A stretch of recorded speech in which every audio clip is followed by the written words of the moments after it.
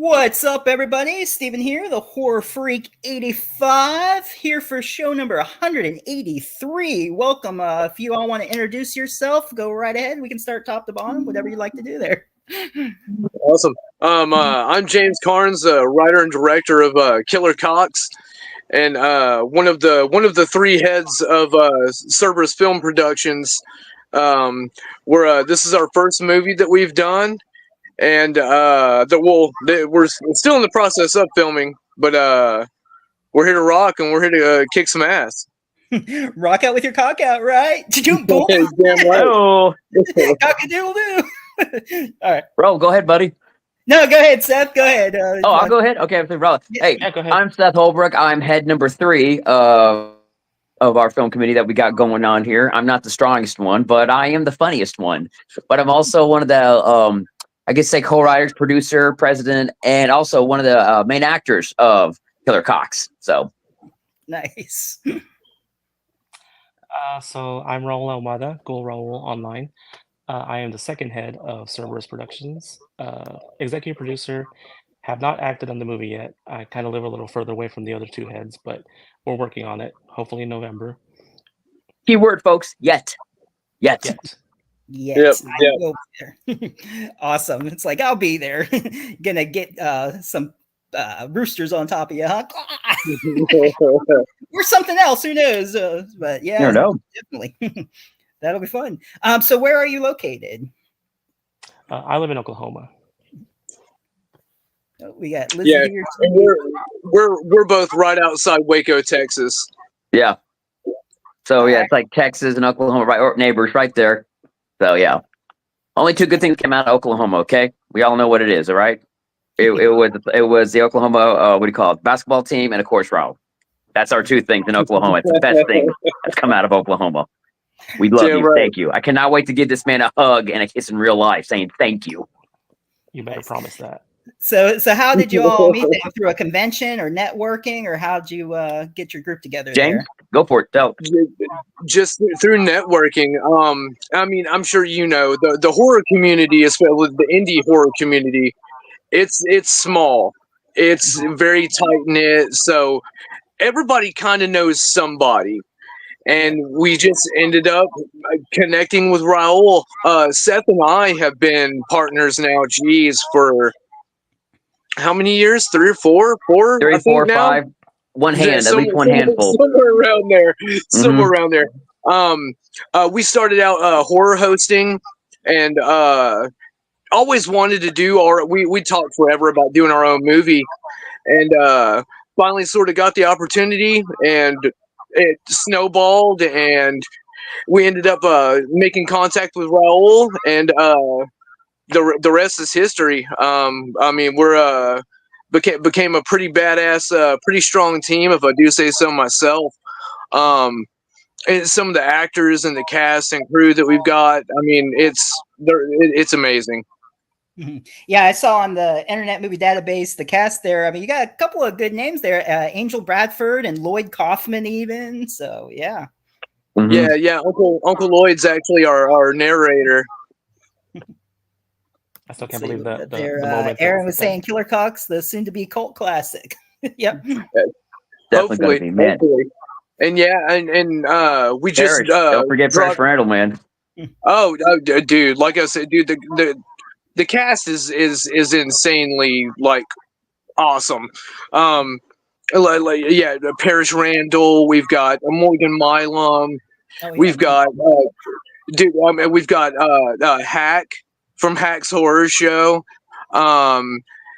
We've got a few more that we haven't officially announced yet, but Frank Farrell is making a small appearance, which he's the writer and director of Street Trash, Spookies 2 coming up soon. Can't wait. Spookies 2.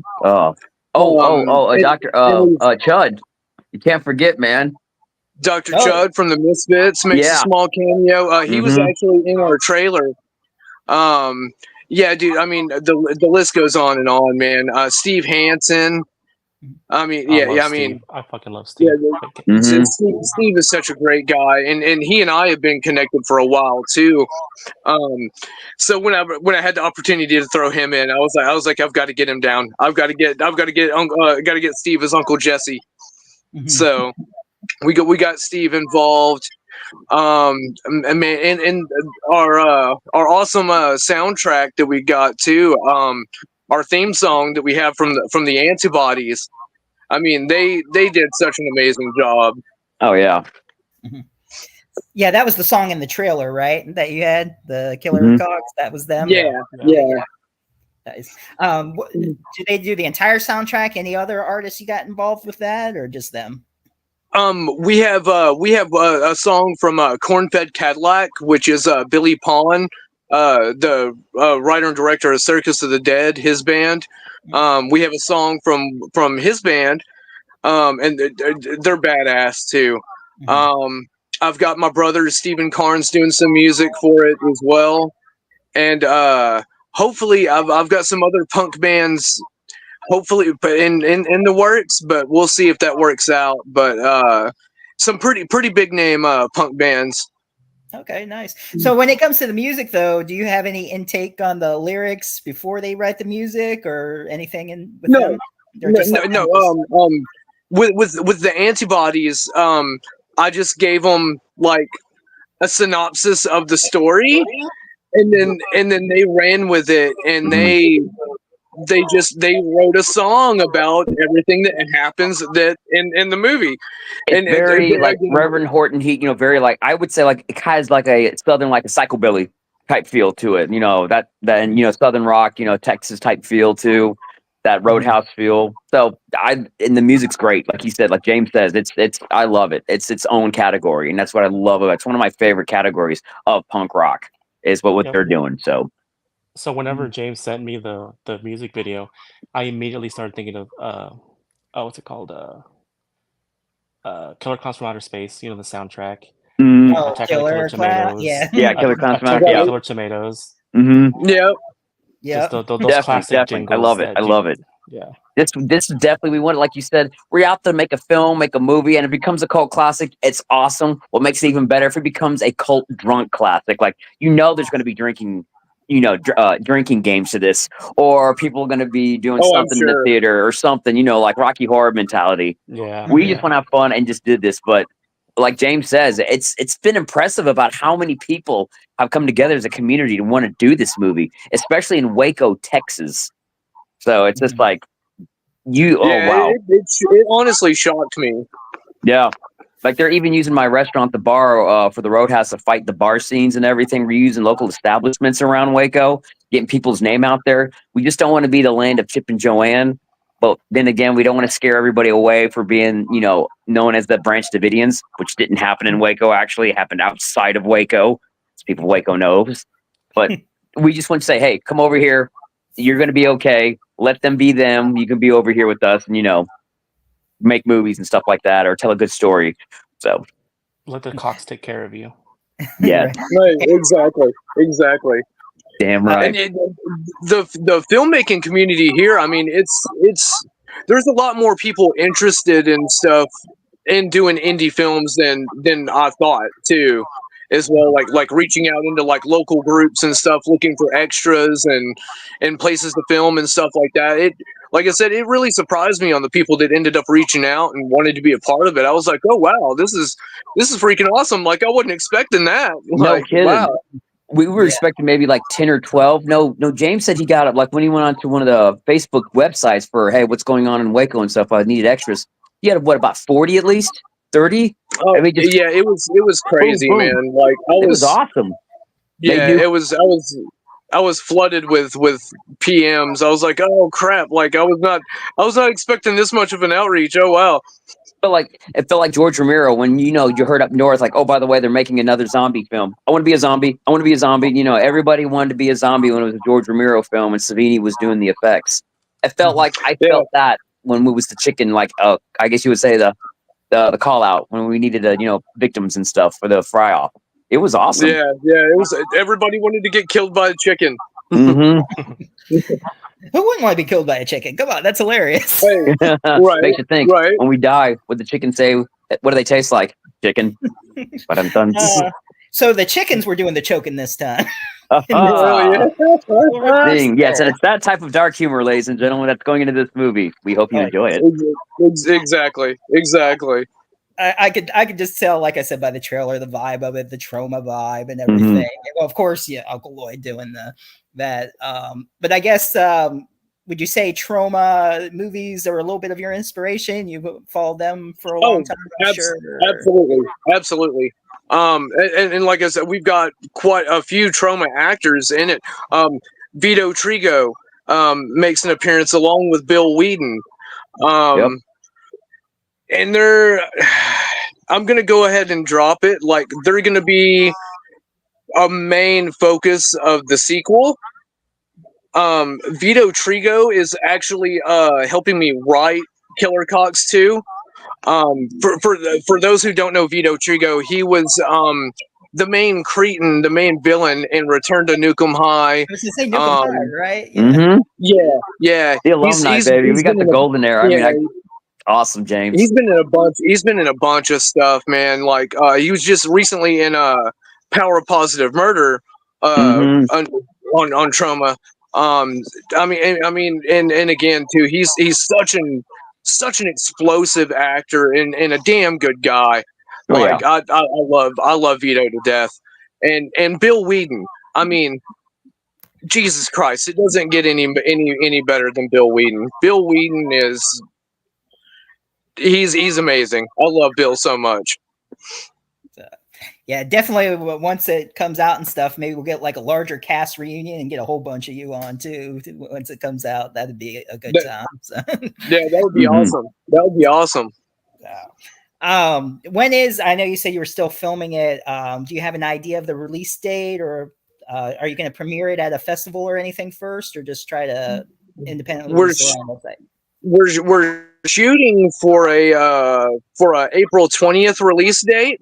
Because it is at heart, it's a stoner horror comedy. But yeah, we're definitely gonna put it out there in festivals and stuff. But we're gonna try to have hard copies available on our web store by April 20th. Okay, nice. That sounds like the perfect date for it. I can imagine. So, yeah. Exactly. The ultimate 420 gift. Calendars 420. Yeah. There we go. No kidding. Get this movie. Have a coupon for like a bucket of chicken or something, but it's like for the characters from the movie. That'd be so awesome to have there. That would be cool. I like that. Yeah, I mean, like if you get an early copy, you get like a coupon for the. You get a coupon from their local, right. But it's not real. But it'd be funny to have. Right. But yeah, we are throwing in a ton of extras in with the DVDs and Blu-rays. Oh god, yeah. If you again, if you can, go follow our Facebook page, Killer Cots. Just when you thought it was safe to go back in the coop, we update pretty regularly. But we recently teamed up with Bloodscream Comics, and each DVD and Blu-ray is actually going to come with a 16-page mini comic book. And dude, Bloodscream Comics, they've actually done a few other indie film adaptations into comic book form. Like they did a comic book for Grandma, Bobby Kennett Jr.'s movie, and they also did a few comic books for Bone Hill Road as well. The Todd Sheets werewolf movie. Yeah. I've actually read that online earlier. That was really cool. Mm-hmm. Yeah, again, I love Todd Sheets too. Fucking love Todd Sheets. Yeah, he does some amazing. But yeah. Yeah. Oh yeah. But yeah, we teamed up with them, and like I said, they're doing mini comic books for us, so we're gonna print those out. And I'm still trying to get a few more extra little goodies that we're gonna throw in with each DVD as well.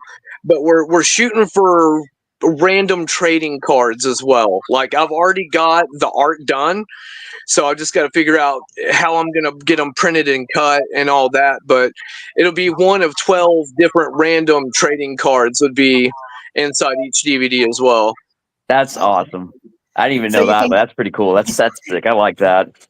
You think you might like have them numbered too, or One maybe of the- certain one of- limited editions or something like that too? Yeah.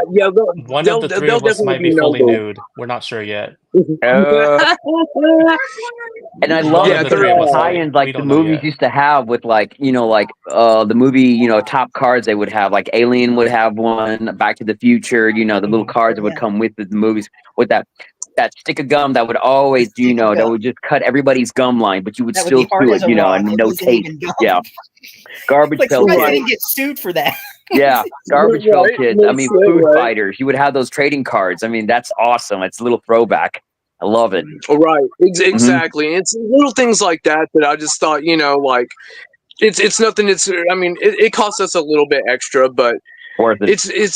it's worth it to me to give some. And again, just like the movie, I wanted to harken back to the times when we were younger. You know what I mean? Like 90% of the movie is more. I'd say more than that. Probably like 99% of the movie it's all practical effects. Yeah. The only CG effects we have are like the smoke and like mist or whatever coming off of the meteor and our muzzle flashes from our guns. Other That's than not that, even really CG though. That's more superimposed than CG. So it's I'd say right. 99.5% Oh, yeah. is all practical. But the point is, like he Right. said, he wanted it practical, kind of like how like Creep Show, colorful and practical, and the lights and everything. Oh man, like the way James did it with the green orb, or I like to call the comet Jody, like Jody Vero from Creep Show. I called it Jody. When they were just doing that and on its own, before we even put that little mist over around it, it was like wow, psychedelic green. It looked great. I mean. Like you said, all it just takes is the eye of the camera, the shade of a light, and boom, you've got magic. You've got a whole different world. So Aaron said, "Love our effects." So yeah, Yeah. Aaron was actually that's our lead special effects Mhm. artist.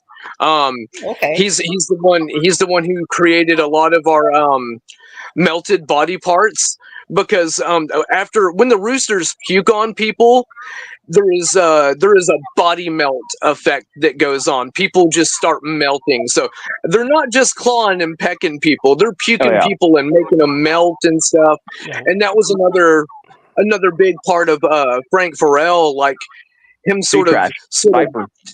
teaching me a little bit of his knowledge and the things that he learned in Street Trash with all of the body melting effects that they had going on. The body horror is going to be really cool in this one. Nice. I love it. I think so. Some I of feel the like- shots that I got were really, really, really Yeah. good. And dude, I feel like you were gonna have a lot of people who are gonna be like, okay, that was good, but yeah. Oh, we want that feel again. I mean, we could do barf Yeah. bags. that's how it was. Like, Oh, like yeah. you said, when I saw, like, when we all saw Street Trash for the first time, or the uncut version of, let's say, Dead Alive, when it's Brain Dead, Peter Jackson's movies. I mean, geez, you're like, oh, that looks like a hot pocket. Oh, it is. Oh, And the whole it soup looks scene when amazing. they were eating the soup and stuff in Brain Dead, I'm like, oh my gosh. And Yeah, exactly. And So that noise. bad. Oh, and the bubbling, especially when it works for our movie too. Oh, dude, it's just gonna be out of this world. Yeah. Cannot wait. Yeah, dude, and Brian Northrup.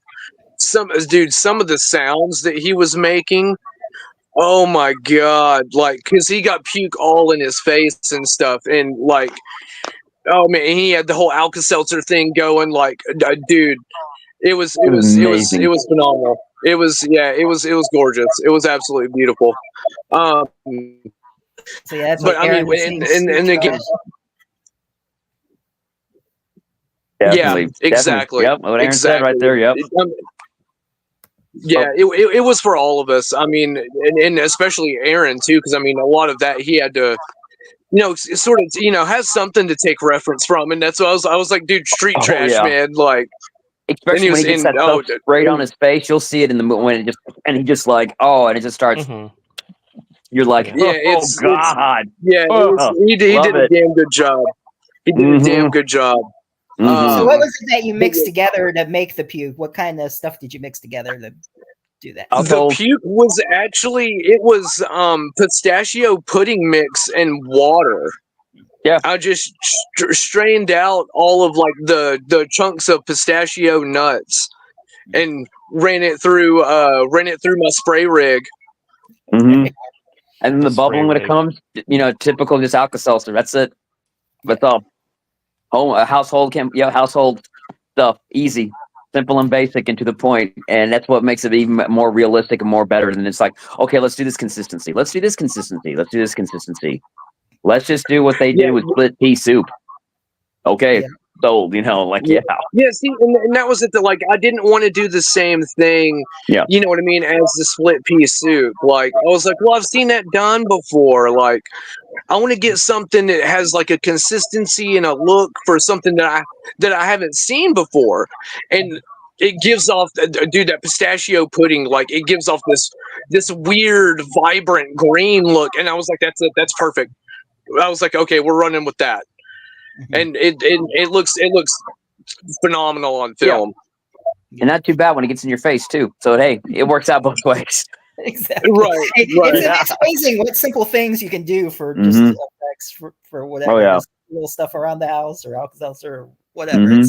Well, right. And that's the thing I'm always telling people, like, people want to spend all these like thousands of dollars on special effects. You can make special effects with just stuff you have at home. You just need to have you just need to have that creativity. Like, you don't need special makeup to make a zombie look. Just grab some pencil, put a little bit of, like how we used to do in high school. Like, you used to like just mess with like eyeliner with even pencil toilet paper, wet toilet paper and stuff, like make it look absolutely very simple plaster. Like, dye it, whatever, I mean. First 10 years of my life, and for Halloween and stuff, my mom would do my special effects for me, and she knew I liked watching Tom Savini stuff. She goes, "Oh, mijo, I can do that perfectly," and boom, it's like, oh wow, people are scared. Like, I'm not walking near that kid. How much money did you spend on that? And they're like, less than $5. That's it. It's just like, I was gonna say less than $5. Less than $5, less than $2. But if this was 80 Reaganomics, less than $5, less than $2. That's it. Like you said, toilet paper and makeup. It works. And just the shade. Exactly. Mm-hmm. Yeah. So since we're talking about Halloween costumes, do you have any favorite other costumes during Halloween when you were younger or anytime recently that you've done? Oof. Let's see. Guys, any of y'all? I got a couple of them because I work as a bartender, so I have to dress up. For me, I buy cheap suits like on Amazon, like are $50 or $60, and then I make my own. I've been Joaquin Phoenix's Joker. I have been Tom Hiddleston Loki. President Loki had the green and the suit and the horns and everything. Let's see. This year I'm going as Deadpool. It's just, this is what happens when you don't have kids and you're the kid, but you're still married, but you have no kids. So when I do have kids, that money's gonna go straight to the kids. Like, I better like it now, enjoy it now. But I've got a pretty good idea. Oh, one year I was Eddie from Stranger Things. Like, I had the hair. I'm wearing it right now, as a matter of fact. So I just added some more stuff to it. But like I said, every year for Halloween was always a good year for all of us. Not only that, it always brought the community and the family together.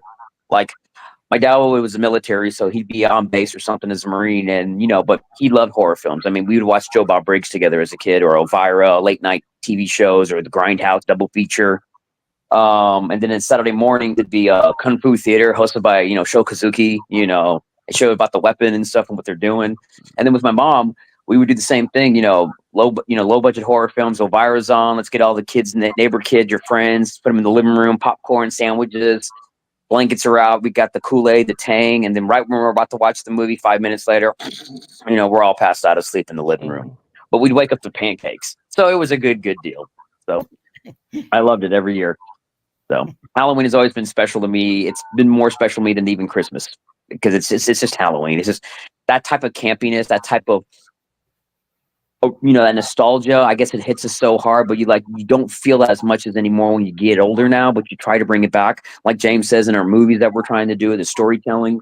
And it's just not the same. But man, what would you do that's that old saying, what would you do to be able to go back for one day to your past, nobody there? What would you do? I mean, think of that as a movie, but also you can't leave because there's nobody around, kind of like a backrooms type thing. That would actually be a pretty good storyline. But that's just me thinking, that's my ADD brain thinking right now. So Guys, Halloween, y'all. Yeah, probably a part 6 fucking Friday the 13th costume that I did before. That one's pretty. I mean, I'm a little bitty guy though, so I mean it's little tiny Jason, but it turned out really good though. I was really happy with the under mask and stuff that I made. Cool. Okay, so I don't even remember the last time I dressed up. You know, I have a 1-year-old now, so almost anything that we do for Halloween is going to be for her. Yeah. Oh, Here. I lost you guys for a second. Okay, there Now we go. then, Yeah, we're talking about Halloween. It's getting But I don't spooky in here.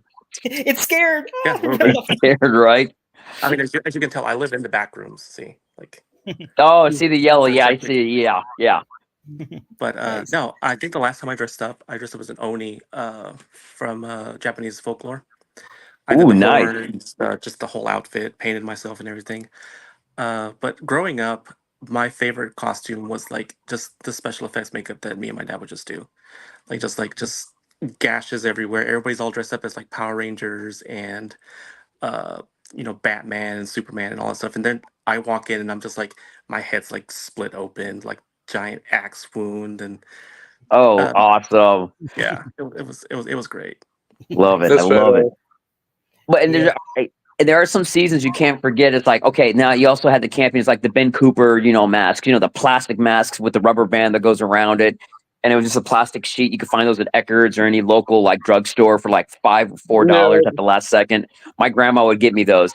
Man, I hated those so much because they would always cut or scratch my face on the inside. But it's like, hey, I'll be an Ewok this year, okay? It'll make grandma happy. She won't, because she's like, why do you dress up so evil in Halloween? Like, it's Halloween and we're Catholic, grandma. I mean, come on, it's funny, but it's just that stuff. And then she goes, we're going to make something nice. And then she would get me like, how about you like Return of the Jedi? Like, yeah, you got a Darth Vader or do you have, a Luke Skywalker or Chewbacca? No, this looks like Chewbacca. And I'm like, that's wicked. Okay, I made her happy for 1 year. So I was Wicked the Ewok for 1 year. And then realized, you know what? I'm glad I was. Because I realized that's Willow. Okay, I did my duty. That was Warwick Davis. Okay, so I did my duty. Oh yes, Willow. Mhm. That's classic. Hey man, I love that movie. I don't care what anybody again. said, man. That Disney spin-off series was great. Yeah, It sucked it got canceled. everything good gets They canceled, and then they Mhm. They canceled canceled all the good Chucky too. yeah. The fourth seat, like they left season 3 at cliffhanger, and they canceled. I haven't it. even started Chucky, and I'm already pissed off because they canceled it. Yeah, I mean, dude. Drew Barrymore's so zombie what the hell, show, man? Santa Clarita Diet. That was oh on my season. god, that was awesome. Oh. It was so good, and it was becoming the #1 show, and then they cancel it because rumors going around. I don't know what it was that they didn't want that to be the #1 show because Stranger Things was, and it's like, guys, it could be its own thing. It works. Like you got The Walking Dead for the fall season, and then during the summer when it's gone, you have Fear the Walking Dead. Yeah, You can have two different worlds, two different horror, and it worked. One was like Monster Squad, Goonies era, and the other one was like slasher comedy gore fest, like Savini stuff. It would have worked for both sides of the spectrum when it comes to horror fans of that genre. I don't get it why they didn't do it. So Mhm. And the way they ended it too, with them becomes like it was like what? Like how can you do this and just no shit. Yeah. Corporate bullshit, I'm sure.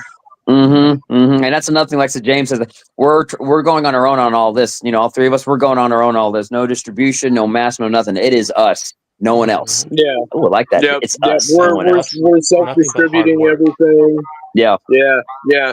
Again, yeah. It's a lot of hard work goes into it, but if again, in my opinion too, with us just starting out and everything, like it's the best way for us to be able to maximize on what we put into it, getting back. Like, because again, we're not millionaires. We're not Bruce Wayne. Right. So I mean, it took a lot for us to get going. But once we did, it's just bam, bam, bam, bam, bam. So I feel like it just all the alignment it came together, and we're doing great right now. It's amazing. We still got more to go. We're like started here. We're here. We want to get up to here a little bit more, but actually, we want to go through the roof. But we're all doing great right now. We've had some snags, some weird effects of nature going on right now. But hopefully by next week, everything it'll be great, and I know it will be. We'll be there before you know it. So some freak storm happened on a place where we're supposed to have a site, and did okay out of nowhere, and then everyone's like, "I thought all the storms were in Florida." Like, I know, right? But that's Texas for you. I was so lucky. Like, I thought the power was gonna. I didn't even know if I was gonna be able to do the show today. It was like just a thunderstorm. Power stayed on. And like, I don't know. It was great. So, but I mean, it did hit a lot of places, though. I mean, my thoughts go out to all them because there was like flooding in Tampa and big time. Yeah, and I'm originally from Florida. I'm from Pensacola, Florida. So I've got a lot of family and I got a lot of friends there too. And I'm like, so that means you guys are going to come visit us for the weekend? Like, dude, we can't even make it to the weekend, man, to Texas. We're stuck here. And I'm like, you know, may the gods be with you, my friend. Jeez. Yeah. So Poseidon to knock it off. Jesus. Yeah, it's pretty bad over there. But yeah, we plan on doing like Seth was saying, we plan on doing everything ourselves from marketing. I mean, again, I've got some awesome people on the team basically that are they're doing helping doing our marketing and a lot of our advertising and that kind of stuff. So I mean that's helping out quite a bit. Got to give it up to Steve Livengood and Mario for running the social media. They're doing a damn good job. They're doing a damn good job. But yeah, from everything from marketing to literal like distribution, everything we're doing ourselves. I have a feel like we're like an unholy trinity, but it's like of a good nature. It's like this is like Simon Pegg, Nick Frost, and Edgar Wright. That's how I feel we are. It's like, well, we're like our chapter, our own version. I look up to those guys, and I feel like we have that camaraderie, that you know, that brotherhood together that we all do, and we just love because we're all fans. That's the number one thing. We're fans of this genre, and we love doing this, and we just want to give other fans the same feel. Like, hey, we're with you. We're not trying to. They're not trying to tell us what to do, Hollywood or whatever. Like they want us to make no. They want to see this. They're tired of seeing that. So hopefully we can show. Yeah. Like, that was part of it too. Just having fun and making a fun movie. I mean, that's it. Oh yeah. And the thing with independent movies too and everything, it's great because, you know, you get to do what you want, of course, but then there's ideas that Hollywood might not do, or or else they just come up with remakes, reboots, whatever you want to call them. And it's good to have some original ideas, and that's what I think the independent horror just keeps it going. George Romero did it to the very end of his days, man. I mean, when his zombie movies were getting popular again, because once again you had a resurgence of 28 Days. What else? You had Shaun of the Dead that really helped out with everything, and you had other ones as well. Then okay, let's do Dead Reckoning, which became, you know, the Georgia city. What was it? The Dead Reckoning, but you know the original. I have it on Blu-ray. I always call it Dead Reckoning. But the fourth one with John Leguizamo and Dennis Hopper. The thing was, they said, okay, you got to take this out and this out. He goes, no, I'm going to keep it the way it always has. So it was always unrated, and it was always him producing it or him distributing it. It was never big time Hollywood that did it, and that's what I love about it. He never stopped showing what we wanted to see. He kept going with the social commentary, the gore, the acting, everything. And that's what we want to do. Just keep showing like, this is what it is. It's not what's supposed to be. It's supposed to, you know, it's this. It's a simple formula. That's it. It's not that hard. Formula. Everybody's a suspect. Yes, exactly. Right. So, what was the inspiration for Killer Cox? How did you get together and decide that's what you want to do? James got you on this one. Yeah, it was pretty much just me sitting around at work. I had Uncle Lloyd's Make Your Own Damn Movie going, and I was listening to everything. But one of the things that really stuck out was especially with indie movies, like, use what you've got access to. And my mother-in-law right next door, she raises chickens. And I help out with them, like, a lot of the times, helping feed them and that kind of stuff.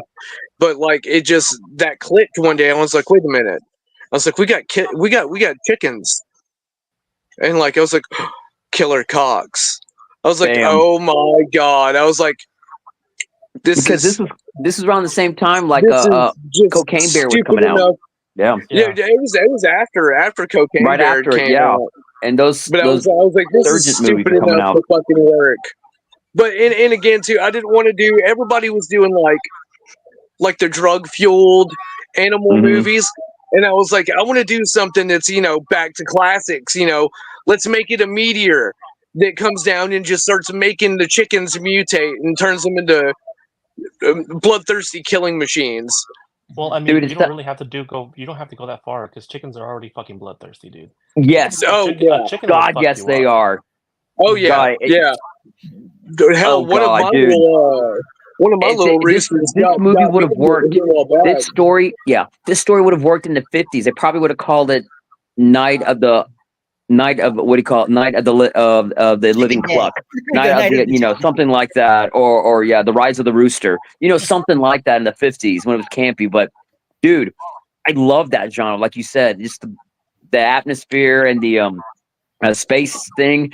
It was awesome. It was perfect. And I just, James, it was great, James. I'm so glad he did this. And he called me like, we need to do this. I was like, yeah, we do.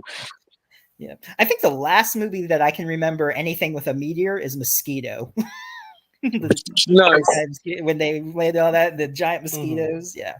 Yeah, Gunnar Hansen's in it, right? Gunnar Hansen was in it. Yeah. Yeah, it was one of his last movies. He fights the mosquito with a chainsaw. Yeah, he does. Leatherface. Yeah, it's fucking awesome. I like how they throw Easter eggs and stuff in other movies. Oh, they did that with Hollywood Chainsaw Hookers.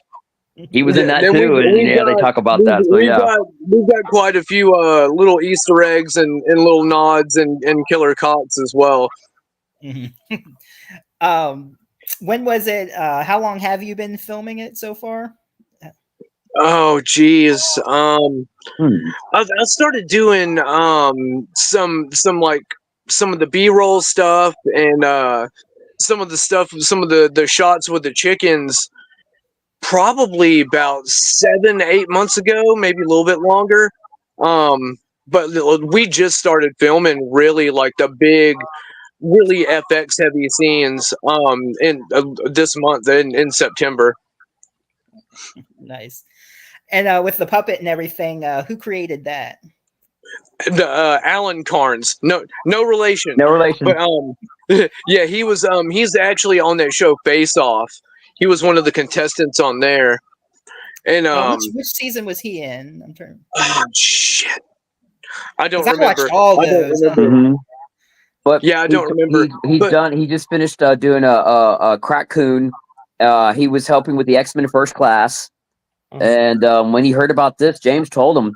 We were like, but he said, "Sure, why not?" And it was like, "Okay, awesome." I mean, we thought it was going to be like above the roof or whatever. Like, let's get these chickens, let's do that. And no, it worked out. The community was just like, they're tight. Everybody loves everybody. They want to work, help everybody. Alan is awesome. I cannot wait. And like they said, like Aaron said here, Big Pecker. That's the big monster. You guys are gonna love Big Pecker. Let me tell you, it's gonna be amazing. Yeah, he did a fantastic job too. Like, also listening to like my input on design of it, because I was telling him on how we were gonna do a few of the different shots. So there's multiple ways on which you can actually puppeteer the puppet. So like it did again, like he did a badass job designing Big Pecker. He did a fantastic fucking job.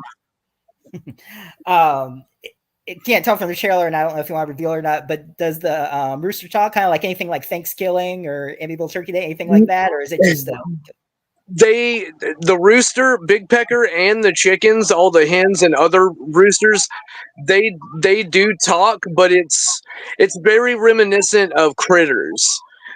They talk with subtitles. Subtitle, with the words across there, whatever they're saying. Yes. Yeah, it's pretty damn funny, some of the conversations we got with them. But they do understand us. We understand them. I mean, there's a scene where, not giving anything away, James had to watch it. He wanted to see more interaction of Big Pecker with the police, trying to get in, that scene. And then when you see his interaction and they're like, get up, yelling it out, and he's like understanding, and he's like, no, I'm going after you guys, and it's just so funny. It's a Three Stooges moment with just blood and feather and gore. it's just great. It's just you're gonna fucking laugh and go, oh my god, people gave these guys money. I know it's our money. Yeah, it's great though. Yeah, that was a fantastic shot. That was a really damn good one, dude. I'm telling you, Parrish killed it, dude. I mean, his comedy. I mean, he's always plays a serious, or you always see him like in Circus of the Dead, very serious. Or City of the, sorry, Quick and the Undead when he plays a villain and everything. But here he's just like, it's like, whoa, slapstick comedy, funny, and you're like laughing. I had to keep quiet so I didn't, ruin the shot. I mean, that's how funny he was. I mean, and the stories he would tell. Oh God, yes, amazing. He needs to have his own 2-minute scene or whatever and talk about his favorite parts, like from a bar, having a cigarette and having a shot of whiskey or something. That's how cool this guy is to me. So.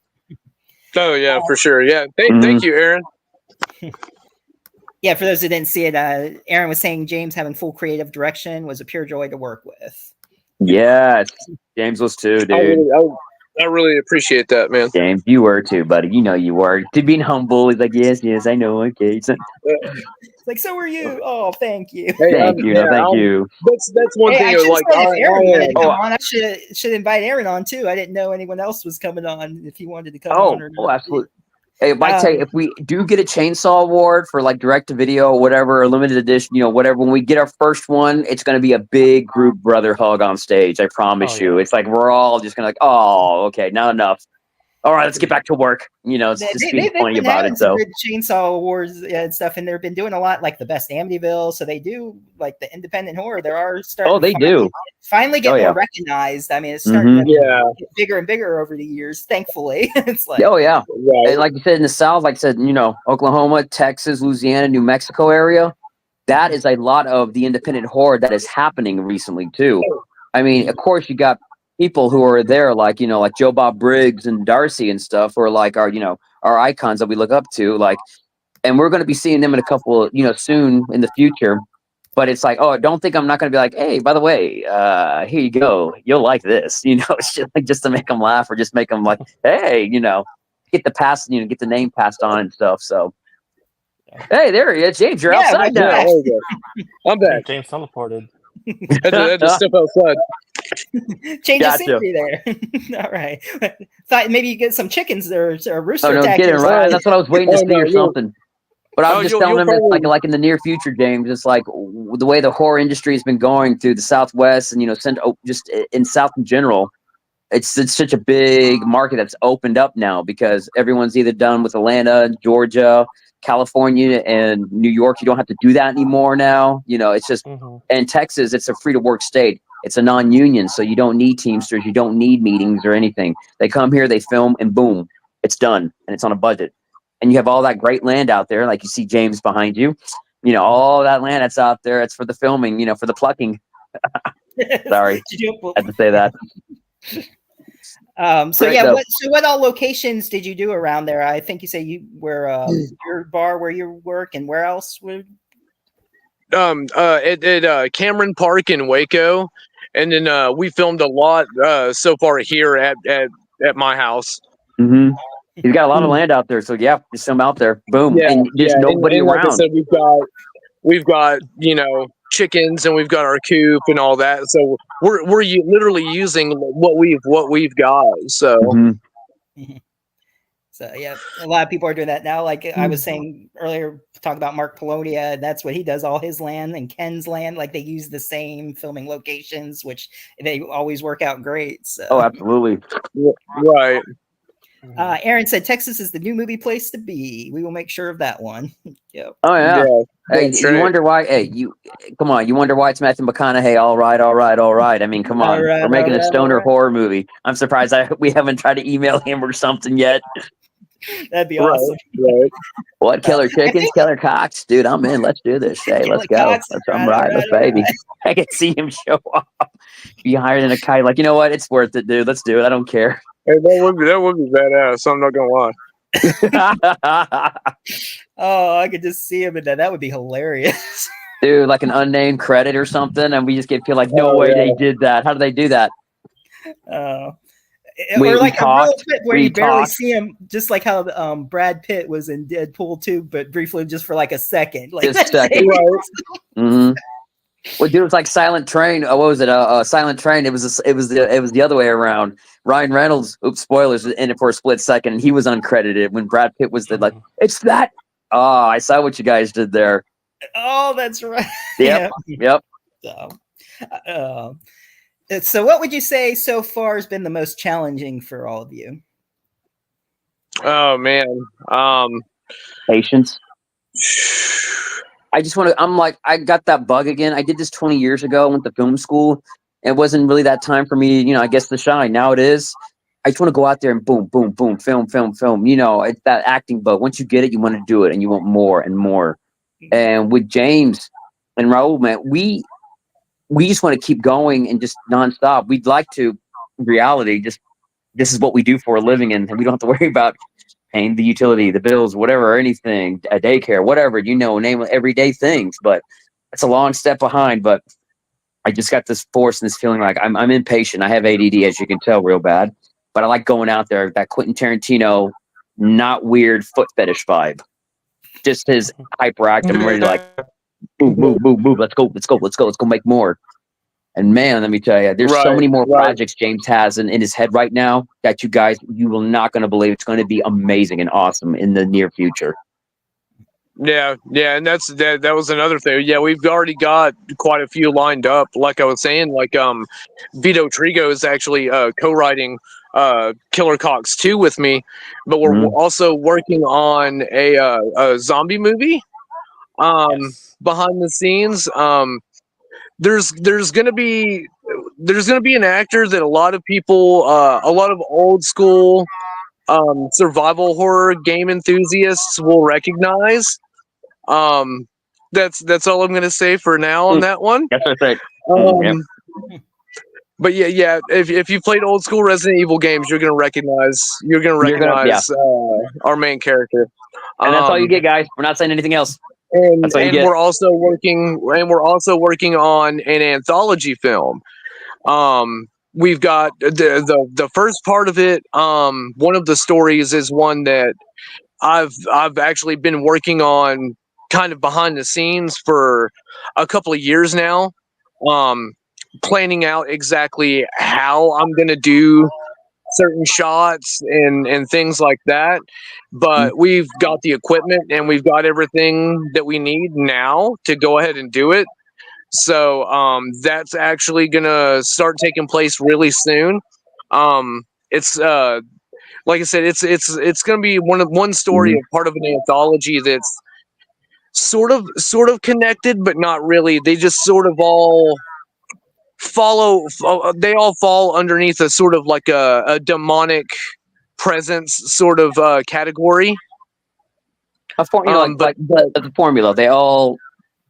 So yeah. Yes, sort of, but yeah, but this one, like I said, and it's taken me a while to get everything going with this because I had to experiment with a lot of stuff because the entire movie, it's a short, but the entire thing is shot in first person. It's from body cam footage of a police officer that goes to investigate a domestic disturbance call. And long story short, when he gets there, a cult has basically opened up the gate to hell and sucked him in with them. So he's trying to figure out what the fuck is going on and how he can get out of there. And again, there's a lot of visceral, really disturbing imagery that's going to be in it. It's taken me a very long time to plan exactly how I was going to shoot it and get it done. But we're cooking with gas now, so yeah, it's not going to be too much longer, and we're going to have some sneak peeks of Last Responder as well. Mm-hmm. It also like you said, like James said earlier, like we were hosts, horror hosts. Well, in the future later on, we will be bringing back Bub and Eggert, who are our personas, our characters, and we will be, I guess, the Cave of Carnage. It will come back, and we'll actually have movies again to show, and that's going to be another thing that we're going for. So That'll be later on, but that's still another part of what James liked to bring back. And I was like, dude, I miss those guys. I miss those knuckleheads. Yeah. That's going to be coming back the beginning of next year as well. So, well, I'm in the talks with some of the local film news stations. So hopefully one of them will end up picking up the show, but we'll see. If not, I've got another avenue for where we're gonna put the show. So yeah. Again, stay tuned on that one. So that's another one that we got cooking. That'll be coming up next year as well. Okay. Now you said you guys were hosts. Was it like a podcast host or TV show host, or what did you host? The TV shows, like how Bob and Darcy do, like Joe Bob and Darcy. You know, we had our personas and we would show a movie. Yeah. So yeah, we were. I've got the goat man of Cameron Park. Bub the Demon is my other persona. He's a goat man. I've got big horns and shit. It's a badass mask too. Wait. Put like a devil, like a goat man, devil, and Pantera together. You have Bub the Demon. He's really pretty cool. Much. He's a cool cat, yeah. Pretty much. And Seth is my half man, half crow sidekick. You can see right over there, my Eggard. Eggard Nevermore there. His name was Eggard Nevermore. Yeah. He's a Cockney Brit from, but he hangs out in Australia, but, British, and he was always into like Iron Maiden and Motorhead. He has like, the flannel jacket as well as the denim vest and everything and the long hair. So that was his persona. You put us two together and you would have like the Cave of Carnage, and it was such a great show, man. James and I had so much fun doing this, man. And the skits around it, the movies we got to show, and that's how we found out about with Lloyd. Like, we asked permission for one, and we got one going. We just haven't had a chance to do it yet, show it yet. But it was a really good episode. I mean, it was awesome. So I was hoping we go back to get into doing that stuff because I really missed it. Okay. Well, keep posted for that too. And if there's any links or anything later, I'll post them onto the show after that and everything. And the Facebook for Killer Cox and anything else. If you want to give me your socials later or whatever, awesome. I'll of course, share you out and everything. And once this is all shared out and all that, let's see. Aaron said something about Bob Negger there. Will rise again. Damn right. I can't wait. Oh, it'll be great. James got so much going on. We got so much going on our plate right now, guys, all three of us. But I'm just glad that we're all together and we're all doing it, all for one and one for all, man. It's like the three undead musketeers or something, dude. I love it. We're badass. We're awesome together as one. So nice.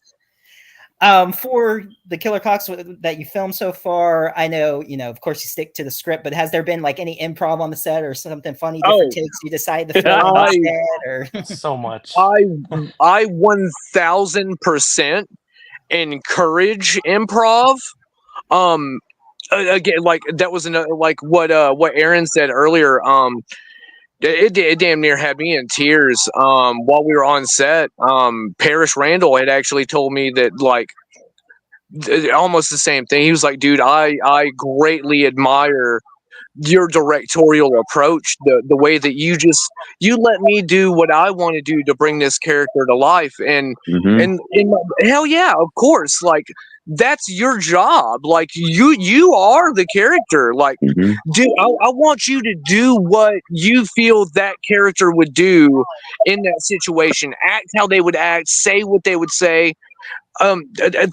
Just the script, basically, think of the script as just like basically like guidelines in which to go by. Like, if you think that they would say it a different way, absolutely, like, go for it, do it. So yeah, and it's just remember the main topic of the what do you call of the scene, and then like James says, do it right. As long as they get the scene across, you know what I mean. But they can portray it in however way they see it, and it's came off really, really great. Like Seth was saying earlier, one of the scenes that we got with the sheriff's running and getting in the cop car, running away from the chicken. Yes. Like, It's like just the all monster. of Think that of the was, monster and the Three Stooges running away from the monster. Very like a very Abbott and Costello Frankenstein moment, like but that type of thing. yeah, Right. but all And of that dialogue, was improv. yes. And the bar fight scene, we get a little homage to, like Roadhouse and stuff like that. Oh, there's a huge bar fight scene that we got going on. Or I get picked up by Jason Champion. Great friend, great guy. The guy looks like he belongs back in WCCW when it was, what do you call it, Texas wrestling, when it was world-class championship wrestling with the Von Erichs and the Fabulous Freebirds. He, like a Bruiser Brody type dude. Lifts me up like it's nothing, picks me up and throws me over an apartment. I'm like, like the whole goofy, like, are you all right? I'm fine. Boom. And it's just like, it's so great. I call it the Terry Funk scene. Like when Terry Funk and Roadhouse picked up that one dude and just threw him. Oh yeah, we've got that going on. So it's going to be great. And two guys make a special guest appearance in that bar later on. James, you know what I'm talking about. Oh yeah. Mm-hmm. So definitely looking forward to it. Oh yeah. I mean, it's great. I know you want to talk about it and share it, but there's like, you can't talk about it. It's like, oh, I can't wait. It's like, I want to tell people about this whole movie, but it's like, you guys got to see it. Otherwise, we wouldn't have to if we tell you. So exactly. But yeah, it sounds like it's going to be a good time. I'm definitely can't wait to see it. And knowing that there's going to even be a sequel, that's, got good plans there. And congratulations on that. And it seems like you're getting stuff done. I mean, I know it's like you said, your first one, but you've been working hard and yeah, burning the candle at both ends. Oh, so we're doing great. We're burning on both ends, but guess what? We're not burned out yet.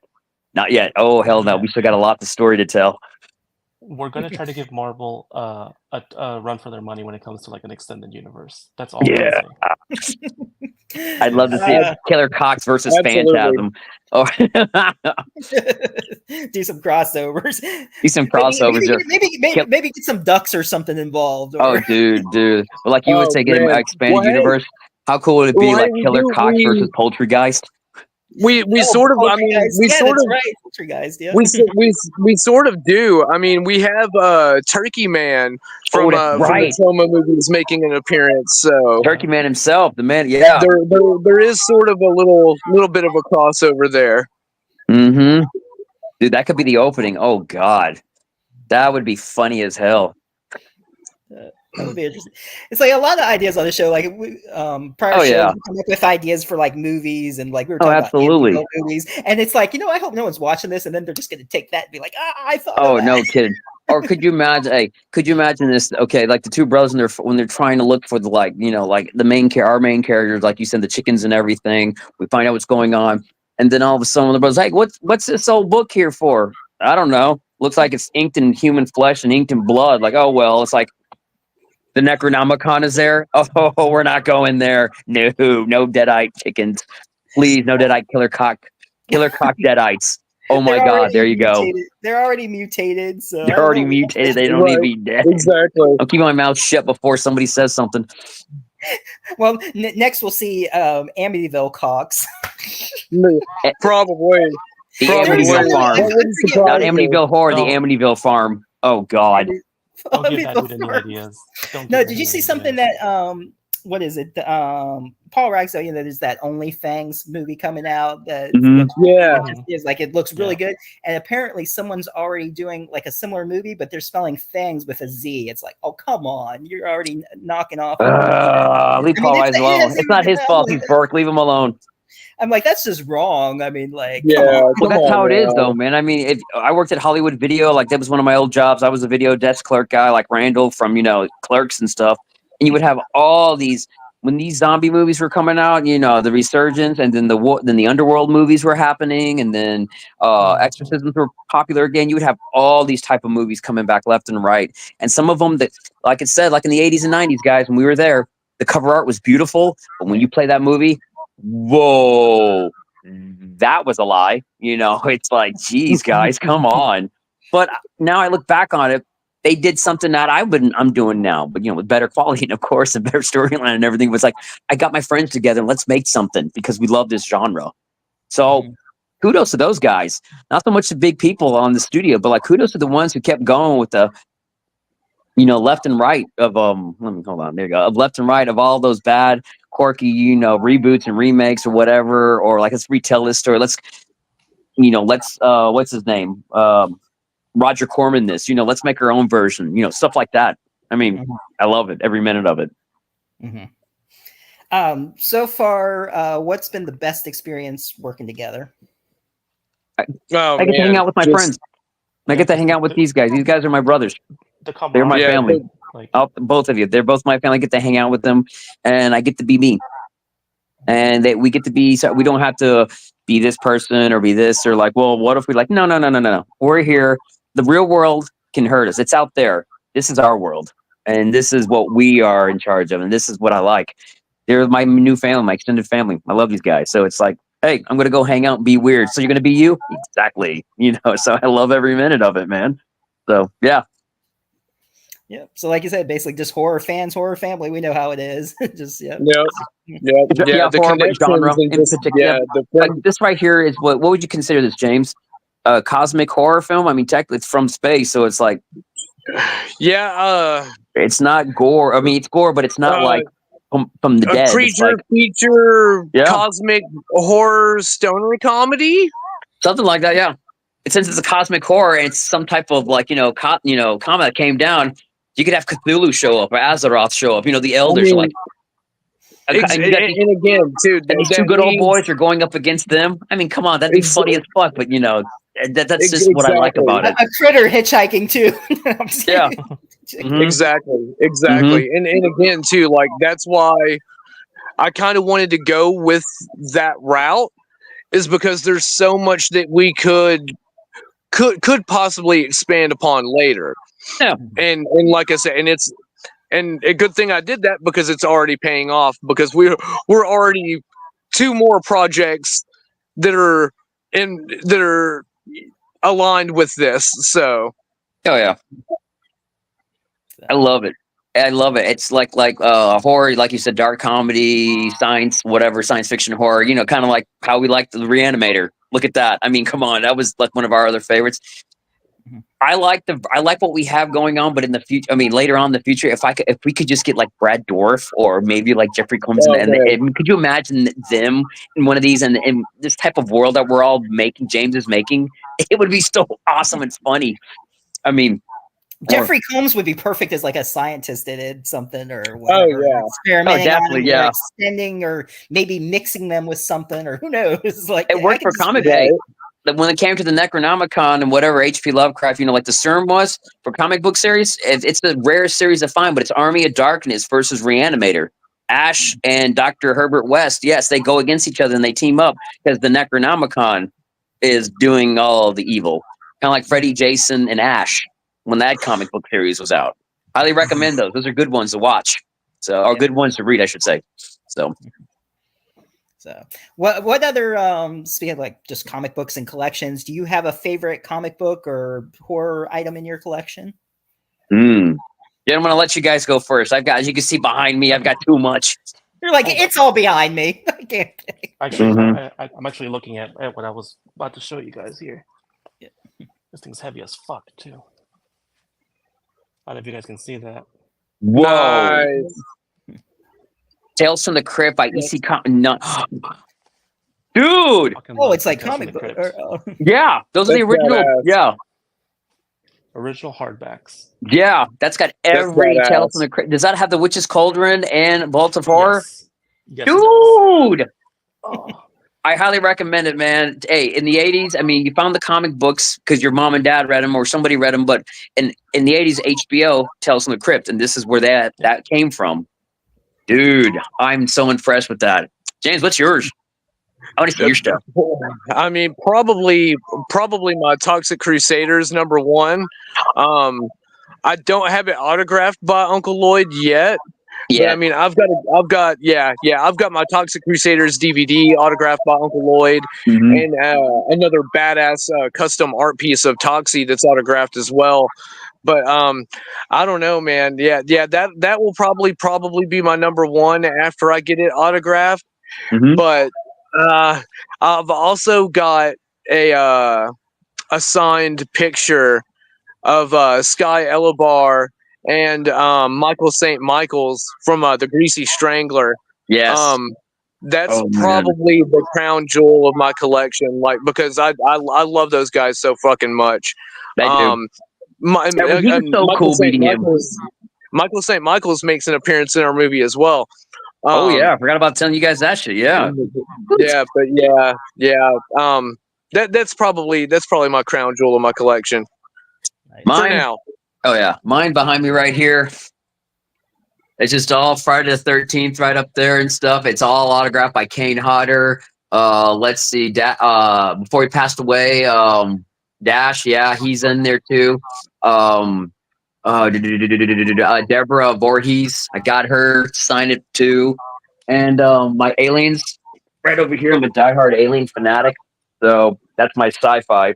Right over here, Michael Behan side, Aliens versus Corporal Hicks, Sock'em Rock'em. That was from KB's. So it's like, yeah, just being a diehard Aliens fan. That's my other thing. So, but yeah. Overall, man, Friday the 13th is my holy grail. That's the thing, and I think that's the thing that James and I started talking, because he was selling them at a marketplace, and we just started talking, and one thing led to another, and then before he knows it, he says, "Hey, you want to be in a movie?" And we're like, "Sure." And our love for Friday the 13th, and I'd see him every other month or so. Then we started to get numbers, and then boom, it's just like he said, snowball just went right there. We just kept going with it. Mm-hmm. Pretty cool. I said, remember, James, how we met? Oh, no. It's like when you meet that horror friend, you're like, you're my new best friend. You like horror. Yep. Waco met Waco's version of Jay and Silent Bob. Pretty much. Yep. But Wayne there's no Garth, silentness though between that one though. Oh yeah. Wayne and Garth, Bill and Ted, your heterosexual life mate. That's all. Yeah, that's right. Bromance was made right there. It's funny because I was telling them the other day, like, that's how I was like, man, that's just how I'm going to start introducing Seth from now on. Hey, this is my hetero life mate. Hey guys, how you doing there? You know what's funny? I don't know if you've ever heard this, James, or not, and please don't kill me. But when I heard your voice message, it reminded me of Crush from Finding Nemo. Oh, that's awesome! The turtle. That's awesome. I haven't heard that yet, but that's awesome. That's cool. I like that, dude. I like that. I was comparing it to the one scene, and I'm like, oh my gosh. Oh, I like that. Awesome. At least you get that. Dude, I get what's his name. I get Steve Buscemi all the time when I talk. So it's like, what are you talking about? I mean, hey, am I just chopped liver here? I mean, what's going on here? I mean, what the hell? There we go. I'm like the bad guy from Monsters Inc. So it's like. Oh, what's funny is I shave now, but when I had a mustache, a friend of mine said I looked like Steve Zahn from National Security. Oh God, yes. Saving Silverman, dude. Great movie. Which one? Saving Silverman. Oh, with Steve Zahn in it, Jack Black. Oh yeah. Great movie. Oh yeah. I'm trying to think who else they said I look like, but I think that's who I can think of. I always got Steve Buscemi. When I was younger, Jim Carrey. Bill. I get Bill Hader a lot now.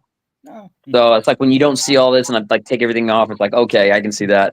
But I'm normally Steve Buscemi. I get him. So it's like, hey, it's cool. I wish I had his money. Exactly. It's like, hey, I'll take that mistake for that person. No kidding, dude. I'll be Mr. Pink. I'll do it. Let's go. Right. Mm-hmm. Also, since you say you got stuff signed, do you have any plans for any upcoming conventions, whether a guest or just attending, whichever? James, if you'd like to. We're actually going to be at the Ingram Park Mall in San Antonio October 19th. We're going to be there with some of the cast members from Demons and Demons 2.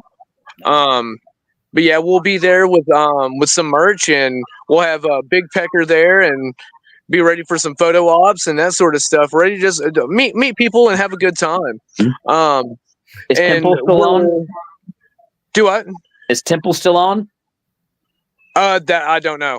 Know. That's still up in the air. We were saying earlier about when I said a freak storm out of Temple out of nowhere, it hit that mall that we were supposed to go at. So it's still a yay or nay. But if it is, we should be there next Saturday and Sunday. We will right? We would be there. Yeah. Big Pecker signing autographs. Taken care of, but yeah, they got hit with a tornado and it did a lot of damage to the mall. Mm-hmm. So they shut it down. Yeah. but we've gotten stuff. But also, yes. So far, that's those are our only two this year. Yeah. But we're gonna be at Cult Classics Convention in Bastrop in March. Dude, I'm looking forward to that so much. And a big thankful, man, I'm not gonna lie, is Raul, thank you for helping for that one, dude. I'm just like, when we heard and I saw the message and everything, we got like, oh my god, I was so happy in tears for that one, because I actually have more fun at Bastrop, than I do at Frightmare Fest. And Frightmare is a ball in Texas. It's just, that's the big Mecca one. That's like the Disney one in Texas. But the classic convention, dude, in Bastrop, the fans are it's more down to earth, it's more level, and it's just like not that many as celebrities, but the ones that they get, perfect for the whole convention. And it's just really down to earth, and you meet a lot of friends, and you get a lot of names and numbers just hanging out, and for collaborations, it's a big one. I highly recommend people to go to that one. You will love it, as well as Frightmare Fest. So it's like Yeah, Frightmare's fun. I've been there a couple times. It's been some years. I think before COVID was the last time I went. But Bastrop, I'm looking forward to that next year, guys. Oh god, yeah, it's going to be a blast. Yeah, they've announced a few guests so far. Like Jenna Jameson's going to be there. Joe Bob and Darcy are going to be there. Rhonda Shear is going to be there. Rhonda Shear, yeah. So, I'm super excited about that. Yeah, who played from Poltergeist? Robbie. Yeah. So he's going to be there. Oh, the kid with the clown. Yeah. Robert. Yeah, he's going to. And the funny thing is, every year at the convention, they actually they got the prop from the original Poltergeist there. So I'm always taking pictures every year with it. The clown. Now that he's going to be there, it's like, Robbie, I can finally take a picture with Robbie and the clown at the same time. Because I got a picture with him, but not the clown though, because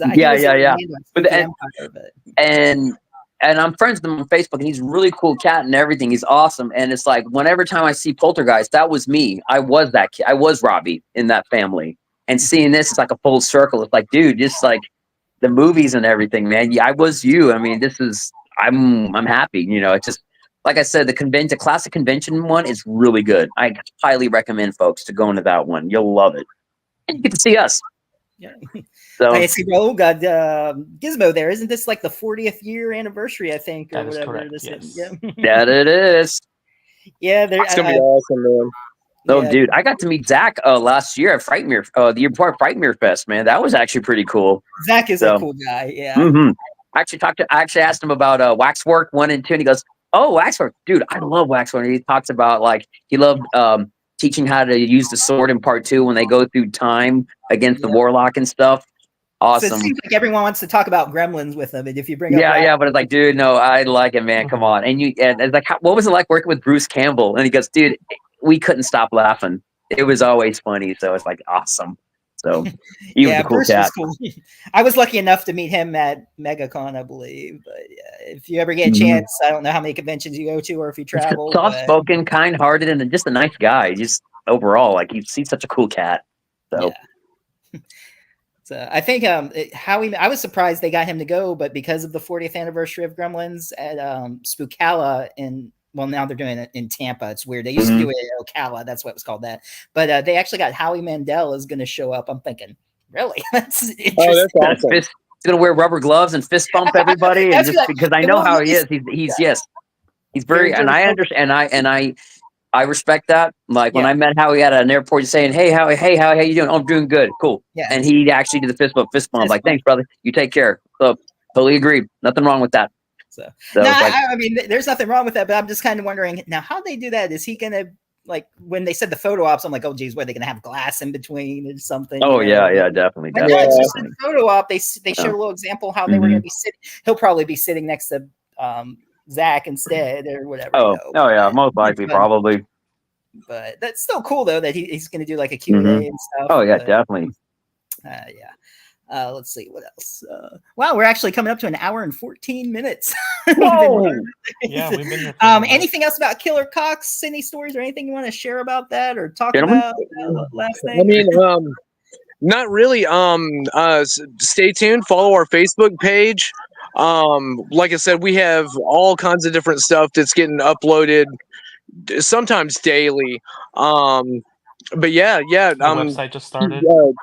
Yeah, we've got our web store up and running. We're waiting on merch. So as soon as we get our merch in, then everything is going to go live and everything will be available for people to purchase. We've got hats coming, beanies, t-shirts, so posters. I mean, we've got quite a bit of stuff so far. Trading cards. We need Pongs. Yeah, right. But yeah, back. those are and again, any kind of sales that we have, with the merch, will definitely help us, with finishing funds and that sort of stuff with the movie as well. And also, anything that we make, it helps keep us from going to our day job every day. No kidding, dude. But yeah, just follow our page. Like I said, we're shooting for an April 20th release, but it could be a little bit earlier, maybe a little bit later. I'm hoping it'll be earlier rather than later, but we'll wait and see. But yeah, just follow our page, Killer Cox, just when you thought it was safe to go back in the coop, for all of our updates and. And find us on our Facebook pages. We'll invite you. Just add us on Facebook or message us or whatever you want to do. And Facebook, Instagram, you name it. Yeah. So, like I said, if you just want to message me that stuff, and then I'll put it in the description for the links and everything. Well, absolutely. Stuff for you. Awesome. Hell yeah. Popular guys, cool. Yeah, we appreciate you giving us the time and letting us be on the show, man. So yeah, appreciate you coming. I mean, I wish the best for you, and I know you're going to do good on that, and keep on putting more movies out. So I mean, I'll support you the whole way and share you out and all that. So, well, yeah, appreciate it, man. And later in the future, who knows, man? You might be in one of them. Hey, I'm open for it. Whatever, we can keep in touch. Well, yeah, for sure, man. All right. And I'm not sure what I'm doing next week yet. I've been talking to some people, but on Wednesday, October 9th, though, I got Joe Lynch coming on at 10 p.m. Eastern Standard Time, who did Everly and Suitable Flesh and everything. So Knights of Badassdom. So everybody keep listening to that. Thanks for Aaron coming in. And I think Lizzie was in here. My mom was in here, Peggy. And hey, Mom. Hey, Peggy. And whoever else is watching the replay, thanks for checking this out. And check out Killer Cox. All right. Have a good night. All right. Take care, guys.